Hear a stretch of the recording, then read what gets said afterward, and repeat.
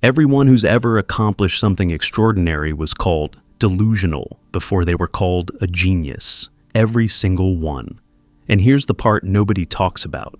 They didn't stop being delusional. The world just finally caught up to what they'd been seeing all along. Carl Jung understood this better than almost anyone in modern psychology because he lived it. He abandoned the most prestigious mentorship in his field, followed visions that his colleagues said proved he'd lost his mind, and built an entirely new framework for understanding human consciousness that changed the world. And the entire time, the people around him were convinced he was destroying himself. Jung didn't just study the psychology of belief and vision. He documented something that the modern obsession with being realistic has almost completely buried. He found that the psyche contains a blueprint for who you're meant to become. And that blueprint almost always looks delusional from the outside. It has to. Because if your future self made sense to your current circumstances, it wouldn't require any transformation to reach.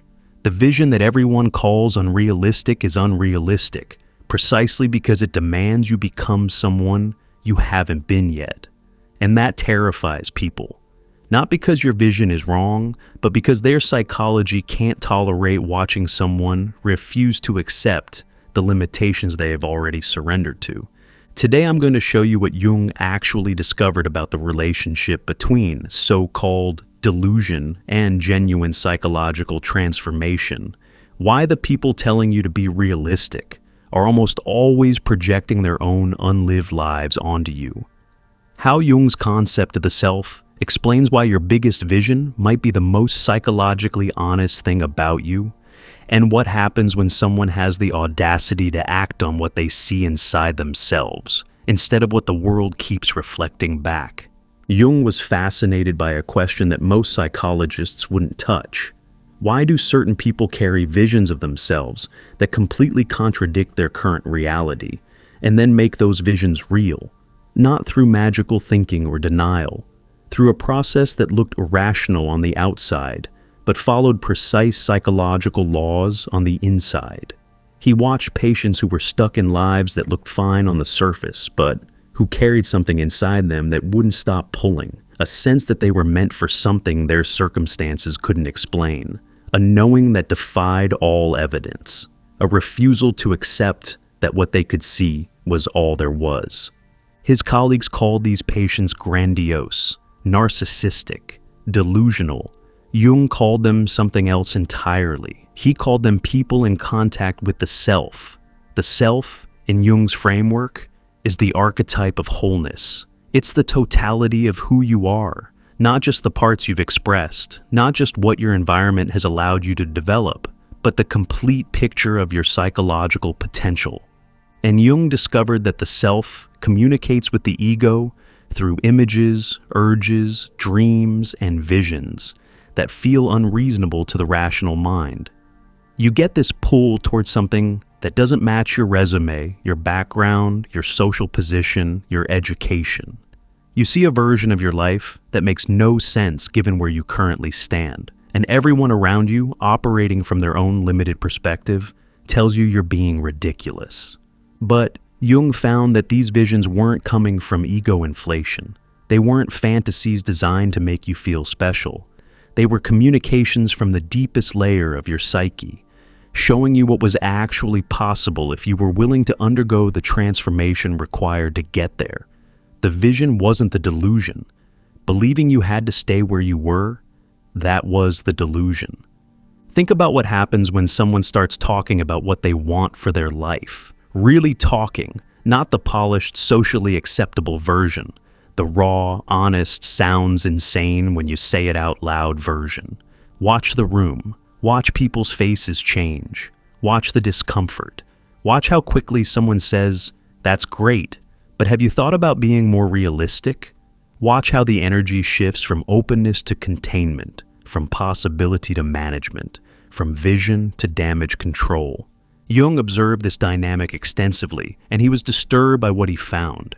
The people urging realism weren't offering wisdom. They were performing a psychological function, protecting themselves from the anxiety that someone else's vision triggered in them, Because when you speak your audacious vision out loud, you're implicitly challenging everyone who gave up on theirs. You're living proof that the thing they told themselves was impossible might not be. And that's unbearable for someone who's already made peace with settling. Your delusion threatens their resignation, so they frame their discomfort as concern for you. I just don't want you to get hurt. That's rarely about you.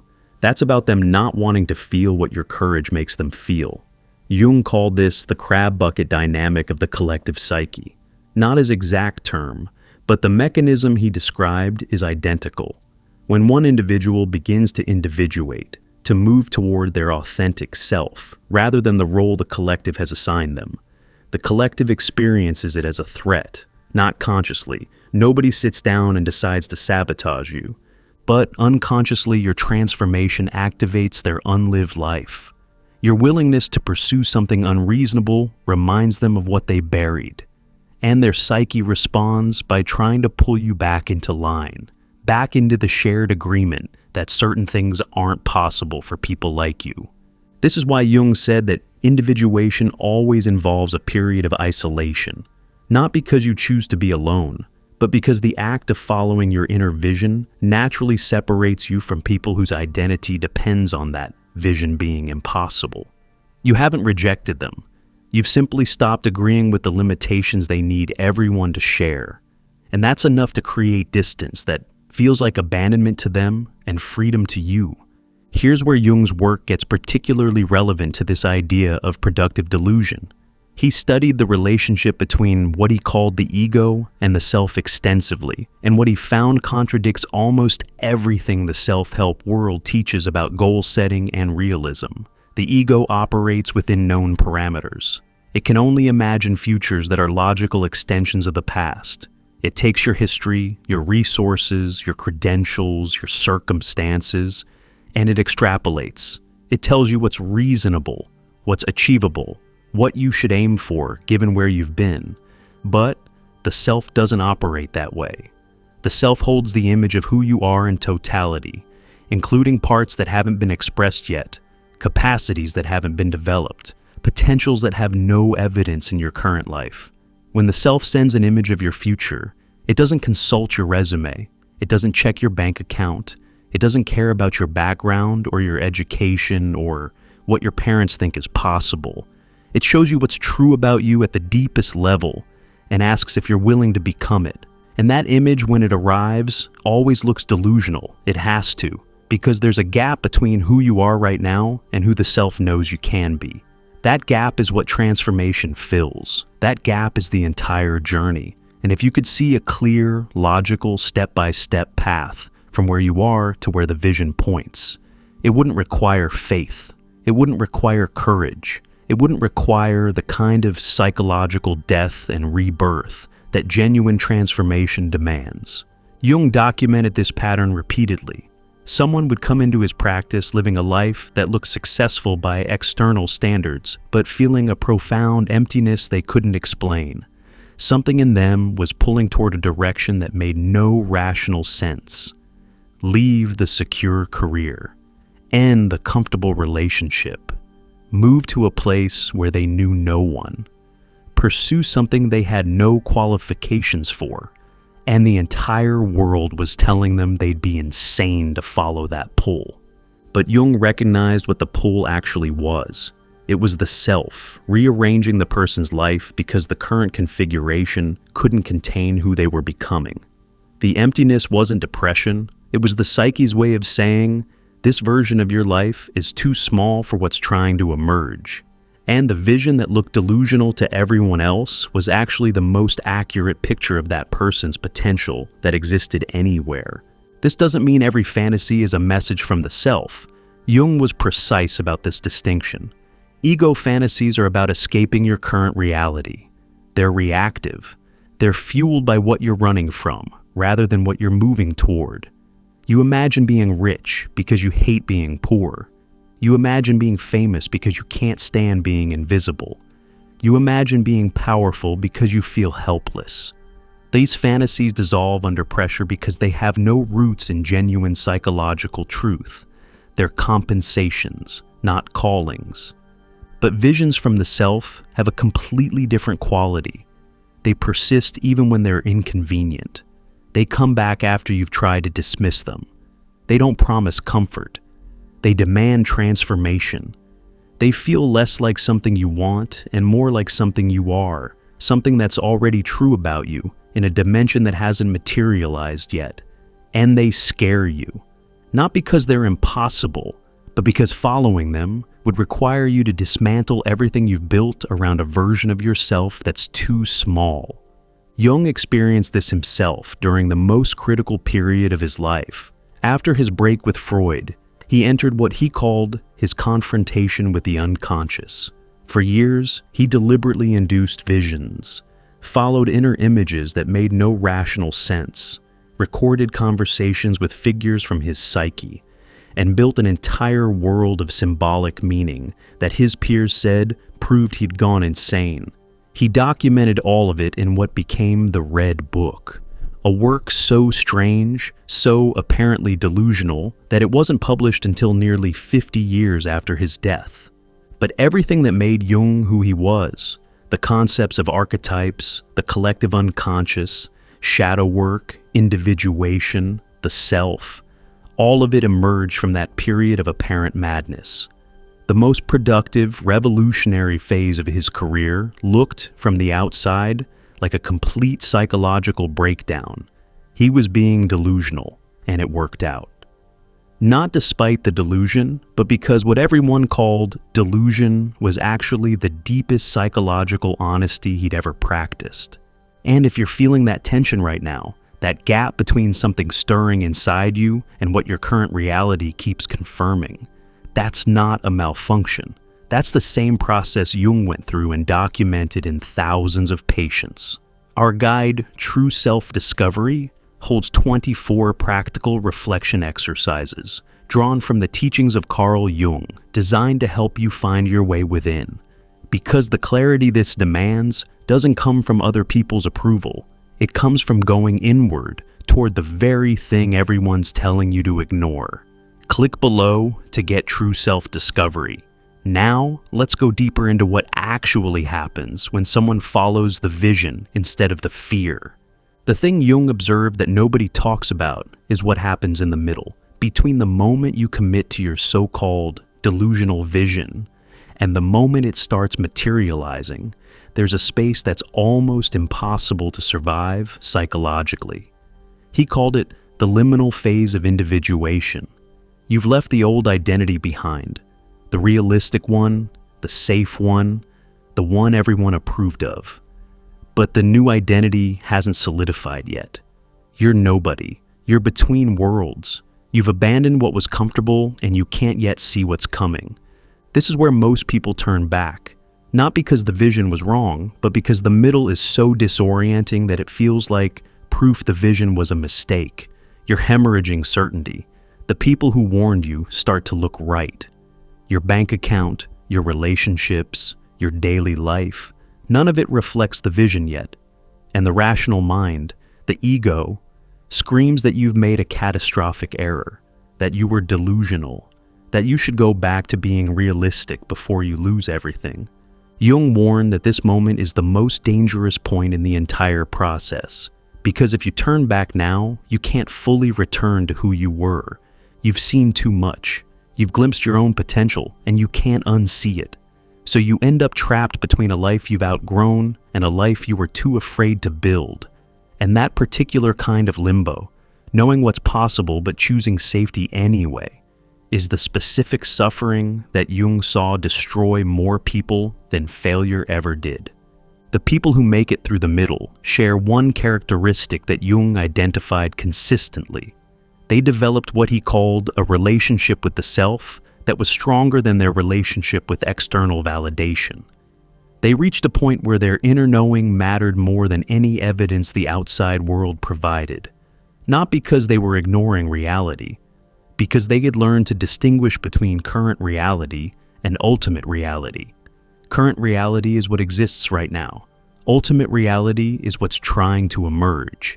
And acting on ultimate reality while surrounded by current reality is exactly what being productively delusional looks like.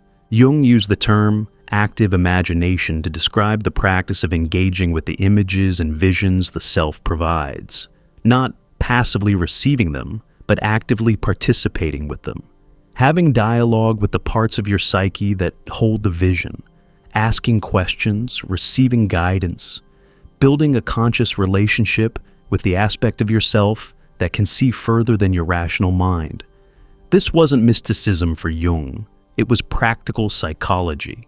He found that people who engaged in active imagination had dramatically higher rates of successfully navigating major life transformations because they were getting information from a source deeper than logical planning could provide. Think about what this means for the concept of delusion.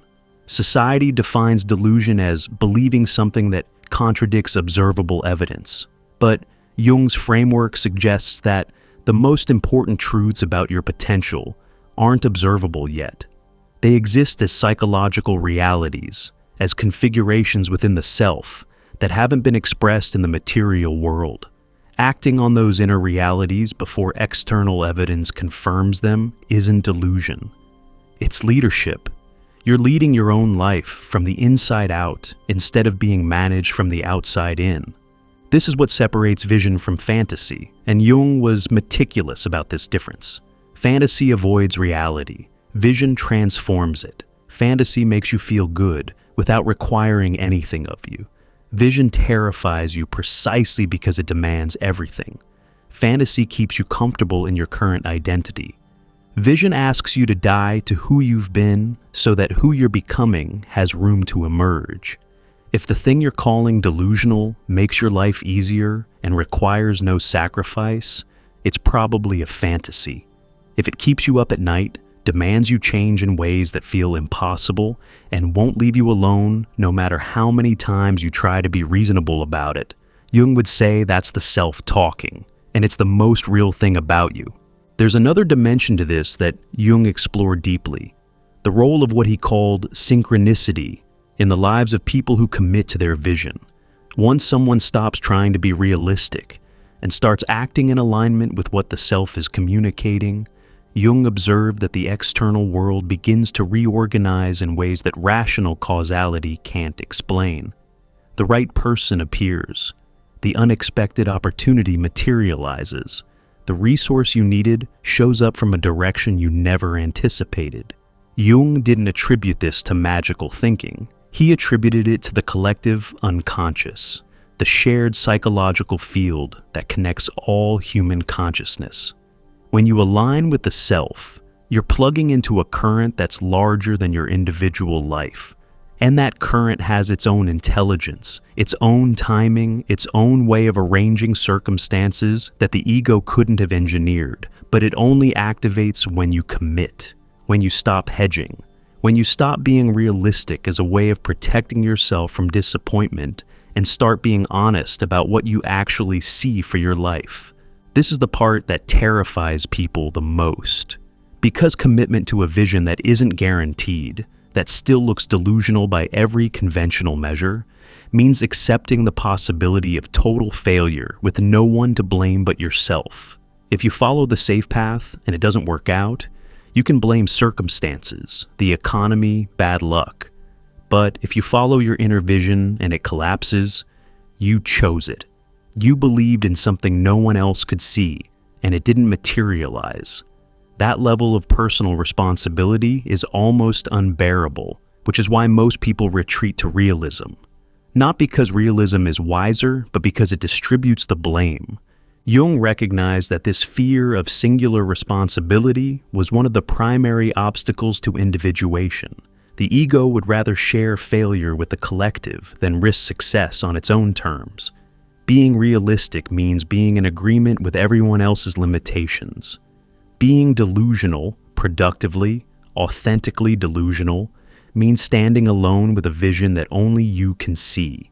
And standing alone is the thing the human psyche is most terrified of. But Jung also found something remarkable about the people who stayed with it, the ones who didn't turn back during the liminal phase, the ones who held their vision through the silence, through the ridicule, through the middle period where nothing made sense. They didn't just achieve what they had envisioned, They became people who were psychologically incapable of being controlled by collective expectation ever again. The transformation wasn't just about getting what they wanted. It was about becoming someone whose sense of reality was rooted internally rather than externally. Someone who would never again abandon their own perception because other people couldn't see what they saw. This is what Jung meant by individuation, not self-improvement, not positive thinking, not manifesting abundance. Becoming a psychologically sovereign individual whose identity isn't maintained by external agreement. Someone who's been through the fire of pursuing a vision no one else believed in and emerged with an unshakable relationship with their own inner authority. And this is precisely what the collective fears most. Not that you'll fail. The collective can handle your failure. The collective is threatened by the possibility that you'll succeed, because your success, achieved through a path everyone called delusional, invalidates their decision to be realistic. It proves that the limitations they accepted weren't real, that the boundaries they told themselves were fixed, were actually just fear wearing the mask of wisdom. Your delusional success is their existential crisis, which is why the resistance you encounter isn't proportional to the risk you're taking. It's proportional to the threat your potential represents to everyone who's settled. Jung would tell you something that sounds paradoxical, but is psychologically precise. The most dangerous thing you can do isn't being delusional. It's being realistic when realism is just a socially acceptable word for submission. When be realistic means accept the limitations that make everyone else comfortable. When be practical means stop making us confront what we gave up on. When that's not how it works means that's not how it worked for me, and I need that to be universal so I don't have to grieve. You're not obligated to carry other people's disappointment. You're not required to live within boundaries that were drawn by someone else's fear. You're not delusional for seeing something that doesn't exist yet. You're early. There's a difference.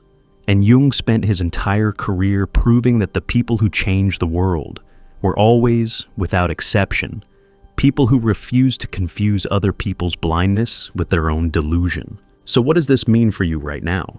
If you're carrying something inside you that doesn't match your current life, if you've got a vision that you've stopped talking about because you're tired of people's reactions, if you've been trying to be realistic and it feels like slowly suffocating, Jung's framework suggests that the suffocation is diagnostic.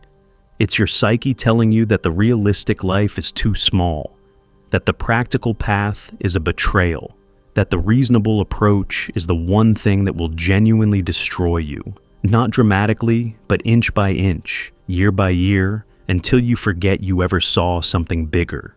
The vision hasn't left. You've just learned to ignore it because ignoring it is easier than defending it. But Jung found that ignored visions don't disappear. They go underground. They express themselves as depression, anxiety, addiction, chronic dissatisfaction, the persistent feeling that something essential is missing despite having everything that's supposed to be enough. The unlived life doesn't just sit quietly. It haunts you. And no amount of realism cures a life that's haunted by its own unexpressed potential. Being delusional, in the way Jung's work suggests, isn't about disconnecting from reality. It's about refusing to accept that current reality is final reality. It's about holding a vision that comes from a place deeper than logic and treating it with the same respect you'd give any other form of intelligence. It's about acknowledging that the self can see further than the ego, and that acting on the self's communication, even when it looks insane, is the most psychologically grounded thing a human being can do. What if it actually works out? That's the question that changes everything, not the guarantee that it will, not the promise that it's easy, just the possibility. What if the thing you've been suppressing, because everyone said it was delusional, actually contains the blueprint for the life you're supposed to be living? What if the gap between where you are and where you see yourself isn't evidence of grandiosity, but evidence of potential that hasn't been given permission to exist? What if being realistic is the actual delusion, the agreement to see less than what's there, to want less than what's possible, to become less than what you are? Jung spent his life proving that the psyche knows things the conscious mind hasn't caught up to yet, that the images and visions and impossible longings aren't errors in your programming. They're communications from the most intelligent part of your psychological architecture. That the people history remembers are the ones who refused to be reasonable when reason was just a cage built from collective fear. You've been carrying something, a vision, an image, a knowing that won't die no matter how many times you've tried to kill it with practicality. Jung would tell you that its persistence is the proof of its validity. Not that it will be easy, not that everyone will understand, not that the middle won't feel like drowning, but that the thing calling you forward is more real than every limitation telling you to stay. Be delusional, not recklessly, not as escape, but as an act of radical honesty with the deepest part of yourself. Hold the vision that nobody else can see and let it change you into the person who can build it. That's not insanity. According to everything Jung discovered about the human psyche, that's the sanest thing you'll ever do. And if this stirred something you've been keeping quiet, if you recognized yourself in the tension between what you know inside and what the world keeps insisting is true, our guide, True Self-Discovery, holds 24 practical reflection exercises rooted in the teachings of Carl Jung, designed to help you find your way within.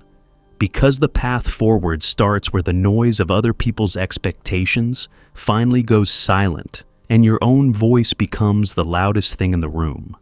Click below to get True Self-Discovery.